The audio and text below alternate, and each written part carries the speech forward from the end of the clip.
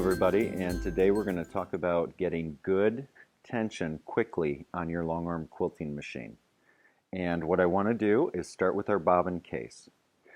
If you're having issues, or even if you haven't done this in a while, I would go ahead, get a small pin, and what you want to do first is go under your finger here on your bobbin case.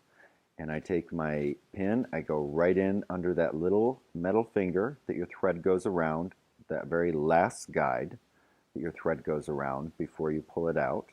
And I'm going to take the pin and slide it forward to see if there's any lint. Even the smallest pinprick of lint is going to change the tension on your quilting machine. And actually I have a little pinprick there, and that would. You wouldn't imagine it, but it would change the tension as you're trying to quilt, any little bit.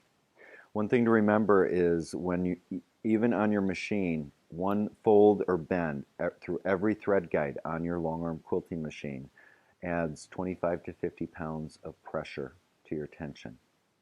So that's the first thing I would start with if I'm dealing with tension or wanting to get good tension. The next thing I want to talk about a little bit is your bobbin itself. When you're winding your bobbins, a lot of people tend to have on their bobbin winder the tension cranked pretty tightly. You actually want to have your tension very loose when you're winding bobbins. If you have it too tight, what happens is it's going to stretch the thread as it winds on the bobbin. Therefore, when you remove the bobbin from your bobbin winder, the threads relax and your bobbin is a mess. And you may not even notice it. It can cause some issues. Sometimes it will, sometimes it won't. It's the luck of the draw, but it's just one less thing to have to worry about if you wind your bobbins with a less tight or a more loose tension on the bobbin winder. Okay, my next test that I'm going to do for tension, and one thing to remember, 95% of our tension issues are in our bobbin case. That's where most of your issues are if you're dealing with the tension issue. And most of the time, we're running our tensions way too tight. A lot of the long arm setup folks will tell you to do the drop test where you load in your bobbin, and they want you to go ahead and hold the thread with the bobbin dangling and do this a few times, and then it goes down about 8 inches. That's actually way too tight. What I suggest instead is to take your bobbin, set it in the palm of your hand on its face, set it right down. Grab your thread, and then you're just going to lift up. If it leaves your hand, it's too tight and you need to loosen it. If it doesn't flip up on its side, it's too loose and you want to tighten it a little bit. Now, I got to tell you, I run almost every machine brand out there, and I find that this works the same for any brand of machine. So this is kind of a universal lesson on tension, not just on the machines that we're using today.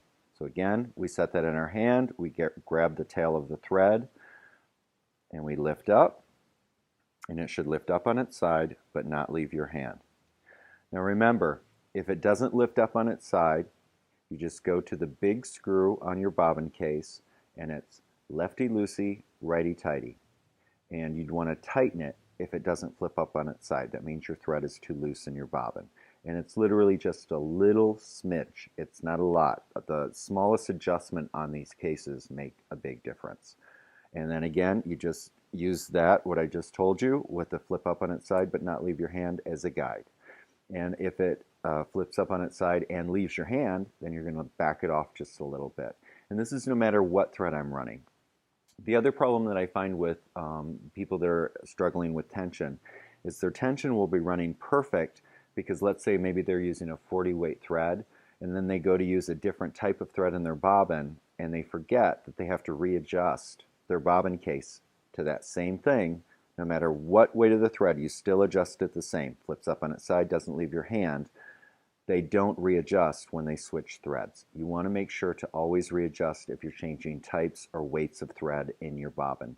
If you're a new quilter, when I set up machines for new quilters, what I tell them is get used to one type of bobbin thread in your bobbins for your first 6 months of quilting. That way it's just one less thing you have to worry about and you can actually enjoy learning your machine and learning the process of quilting. Okay, now when we snap in our bobbin case, the one thing we never do is we never open this little toggle here, this little lever. Leave that closed and you actually have your thread off to the left side. We're going to line it up where we need to put it, and we want to hear a nice firm snap when we snap it in. And I always just jiggle it just a little bit to make sure that it's in proper. I grab a hold of the tail of thread, and I'm going to pull about 12 inches, and I want that to be nice and smooth. We never want to grab that and pull and feel tug, tug, tug, tug, tug. That means there's something going on in your bobbin case, which could be a warped bobbin. So that's test number 2, a nice smooth pull, and you're going to get used to what that feels like when you grab a hold and give it a pull about 12 inches. Okay, now the third, and I think one of the most important tests, is that we're going to lift up and raise our bobbin thread between the sandwich of the quilt, pull it out.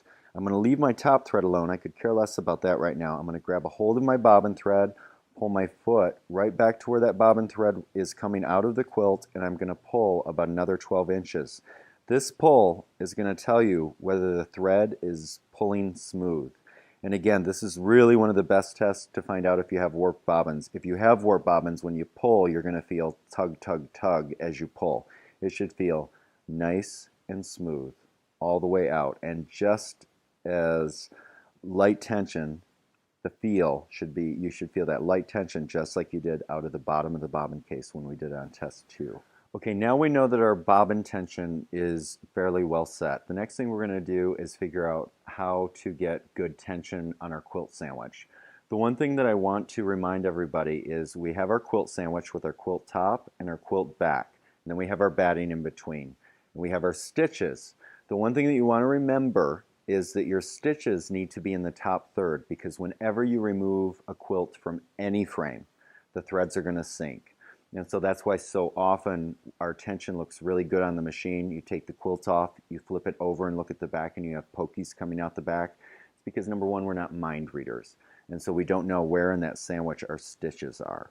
And that's what we're going to go over next. You want your stitches in the top third of your quilt sandwich, up near your quilt top, when you're stitching. Okay, that way when your quilt relaxes, it's then going to relax down to the middle of the quilt and be exactly where it needs to be when the threads relax after we remove the quilt from the frame. So we're going to go over that next. Now at this point, we know that our bobbin tension is right on line. Everything, all the tests panned out, everything's going good. The next test, and again, the quickest way to get really good tension, is I will go ahead, pull my thread up, grab a hold. I'm going to lock my stitches, however you lock your stitches. And then I'm going to go ahead and I'm going to quilt a little bit. Snip this tail. I hate quilting with these tails hanging around here. It's one of my things. Okay, so I get rid of my tail, and now I'm going to go ahead and I'm going to quilt a little bit. And what I'm looking for to get good tension quickly is I want to see just a little pokey of the bobbin thread coming up. Now I'm looking here and I see a little bit of the black, but I don't know if it's because I have thin batting.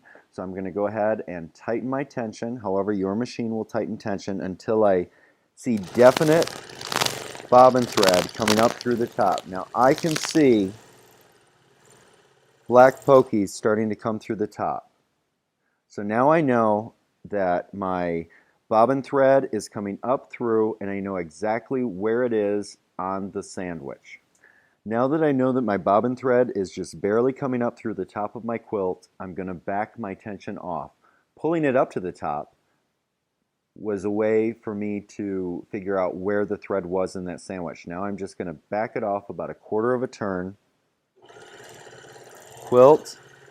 I just barely see a little bit of the bobbin thread as I'm quilting, and where you'll really see it is in points.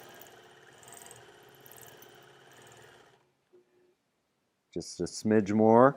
Now I know that that stitch is locking right under the surface of the quilt top, so that when it actually sinks into the quilt sandwich after I unload it from the frame, it's going to be exactly where it's supposed to be, which is right in the middle of the quilt sandwich.